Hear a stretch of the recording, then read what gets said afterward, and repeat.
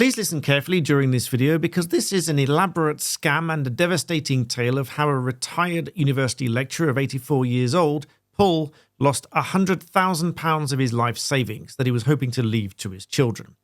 So Paul had ordered a replacement card for his bank with the co-op because he'd had a fraudulent transaction of about £30, probably card skimming, which is where your card can make contactless payments and someone's fraudulent contactless payment device might have come into contact with it a few weeks prior.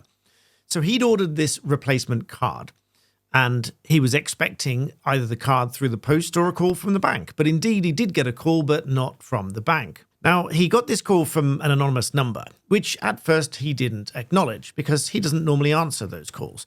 But they were persistent and they rang several times, and eventually he thought he would answer the call just to get rid of them. He answered the call and they said they were calling from the co-op fraud department to say that there'd been multiple fraudulent transactions taken from his account and that they needed his assistance to block his account and prevent further transactions. They began asking him some questions and some of those did raise his suspicion, but he was still going along with it because he'd expected the call after all. They asked him various questions, including what was his first school, which is a common security question, and he gave an answer, and now he realizes that was the wrong thing to do. But the fraudsters, pretending to be employees of the bank, said that was an incorrect answer and prompted him for a different question, which Paul says in hindsight the co-op and any other bank probably wouldn't do if you get the answer wrong to one of these questions. They asked him different questions and he provided those answers yet again. But all the while, he was convinced by the demeanor of this fraudster on the phone, pretending to be an officer of the bank. But finally, he fell for the final straw. They asked him for a security PIN code that was sent to his phone. And Paul regretfully gave the fraudsters this PIN code. Now, Paul didn't realize at the time that his details with the bank were in the process of being changed by the fraudsters and his account emptied of £100,000. But how did all of this come about and why was Paul so drawn into this fraud in the first place? Well, this is part of what we call an authorized payment fraud as opposed to unauthorized payment fraud. But I'll come back to the distinction in a moment because there is a technical distinction and there are some ways to prevent it.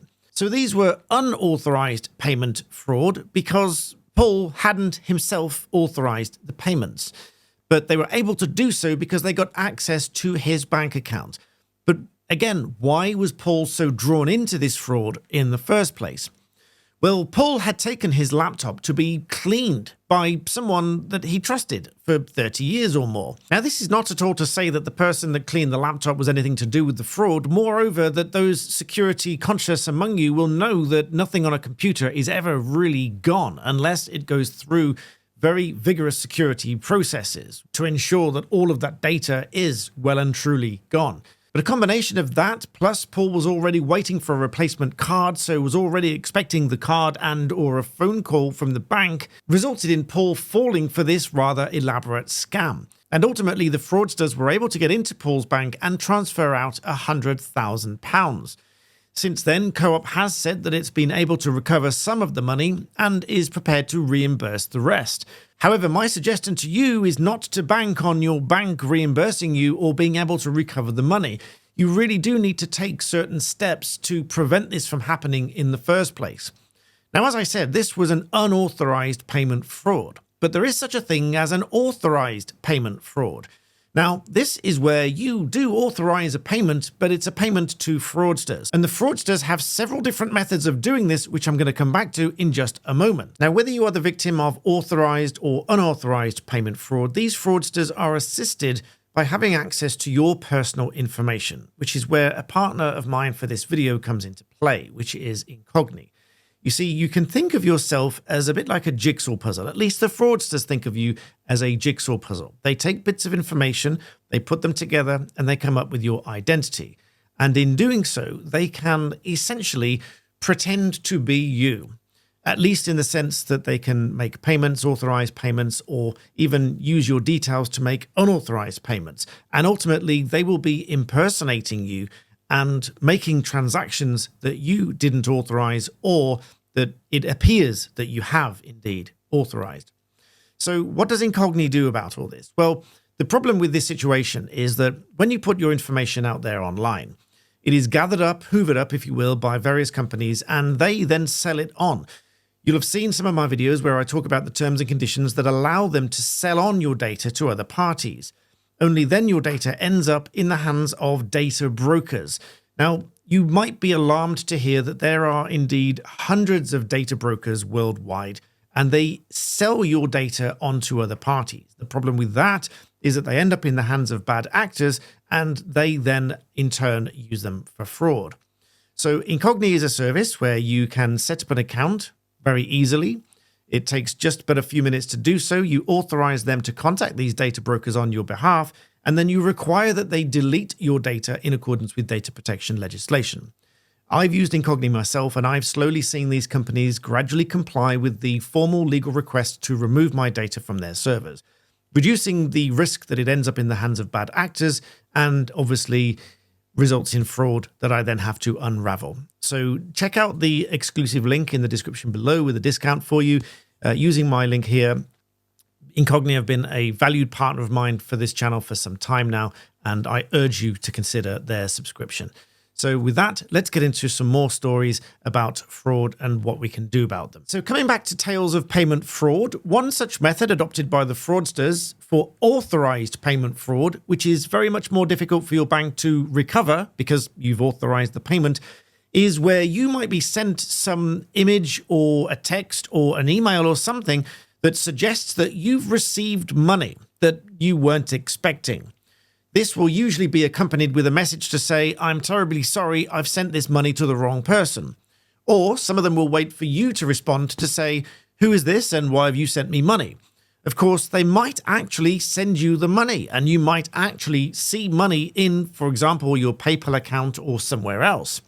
However, the fact that you see money arrive in your account is not the end of the story. As I said, you might ask them why they've sent it to you. They might then volunteer, or may have already volunteered, that they've sent this money to you in error, and they would like it back. Here's where the scam comes in. Being the upstanding and honest member of society that you are, you will want to send this money back because you think that they've genuinely sent it to the wrong person. However, that then becomes an authorized payment by you. And usually you're going to authorize and verify that payment with a PIN code or an app code or something else so that you're telling your bank that you really do authorize this payment. However, the payment that came into you is an elaborate fraud by these fraudsters, usually using a stolen card or some other kind of fraudulent payment method. So ultimately, that payment to you, the original one, is going to be recalled. The original cardholder, whose money it was, will get reimbursed because it was a fraudulent payment. You will be down the amount of money that you initially received, and you will have authorized money to be sent to the fraudsters, which you are much less likely to get back because you've authorized it. Now, you might watch this video and think there's no way on earth that I would fall for this authorized fraud scam when someone's sent you money or some other way that they're asking you to authorize payments to them. However, please take this video as a stark warning because authorized fraud amounted to £485 million in 2022 alone. Now, whilst this is a huge percentage down on the year before, it is still almost £500 million in a single year. The combination of authorized and unauthorized fraud in the UK is well over £1 billion a year, which is the equivalent to £2,300 defrauded in every single minute. So please do take this fraud seriously. Please do take your identity details seriously. And remember to check out Incogni with my discount link in the description below to get these companies to remove your data from their servers so they are not selling it on and on, increasing your risk of identity fraud. I hope this video is useful to you. Please do like the video and subscribe. And as always, thank you for watching.